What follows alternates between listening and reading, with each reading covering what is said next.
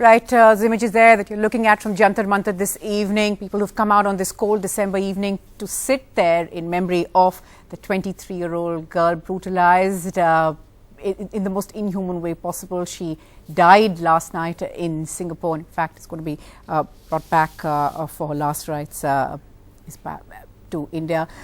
Well, India there joining hands, united for this young girl who's become this catalyst for a major change in her memory, promising that her death will not be forgotten, that it's not going to be business as usual in a few days in the new year. Let's now go straight across to Siddharth Pandey joining us this evening from Jantar Mantar. Siddharth, we're looking at all those images there right from where you are, and it's quite commendable how so many people have come out for her. Well, that's right, and I'm just going to pan the camera and show you exactly what's happening out here. Crowds have been gathering here since 11 this morning. Of course, just a short while ago, they actually started a candlelight march that the marchers have actually tried to go on a huge circle. They will be coming back in a short while. A crowd of roughly 4,500 to 5,000 people in all today. Now, of course, they've actually broken up into groups once again, and as I said, a big group has actually gone out of the frame. You can't really see them. They're gone with candlelights. They're holding candles, and they'll be back in a while. But clearly, the crowds have been growing. And Natasha, as you are saying, this essentially today is a show of solidarity with the family. It's to pray for India's brave heart, and of course, many people here reminding that. What's really important right now is to keep the focus on crimes, on tackling these crimes and making sure that the laws and the systems are in place so that they never really take place ever again. Natasha. Right, Siddharth, and of course, we've just been told that there's going to be perhaps a small march that's going to be allowed a couple of 100 meters down this road as well. When do we expect that? Well, that's right. In fact, as I said, a couple of marches have actually gone in that direction. We will try and get you those pictures as soon as we can.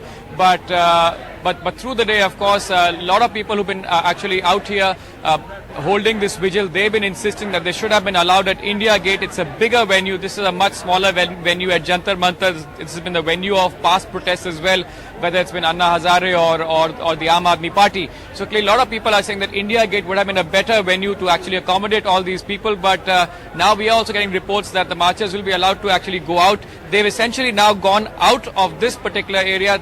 They're going to take a huge circle and probably loop back and come back here. They've actually gone with candles in their hand, and they are saying that, look, they've been absolutely peaceful throughout the day. There is no reason why the police should think that things should get out of hand. And we've seen an unprecedented deployment of police in this particular area throughout the India Gate zone. More than 5,000 police persons have been actually deployed.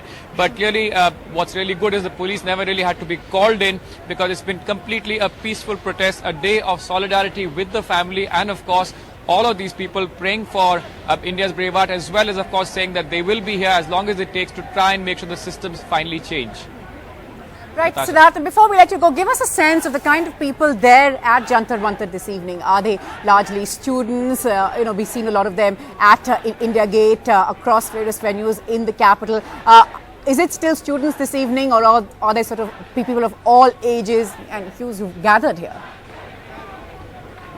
All ages. In fact, I'm just going to talk over these pictures, and we'll just try and zoom in on some of those people out here. We've actually had RTI activists, we've had young students, we've had working professionals who've come after work.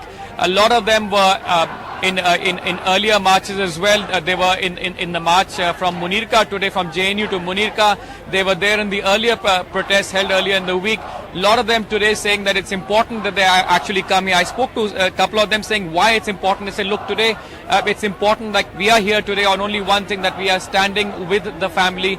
We are here in memory of India's brave heart, and also in a way reaffirming that everyone's committed to try and fight, to try and change the system. So it's essentially people from all classes, people from all kind of backgrounds, couple of organizations as well, but essentially a lot of people who've just actually felt that they had to be here today on this important day, saying that this is a very sad day, but also it's a day when they want to just send out a message that they are here and they stand united with the family in this dark hours of theirs, but also saying that if anything can come out of this, one thing they want to really send the message out is that they want to get the systems to change, and they are here to act as that pressure group.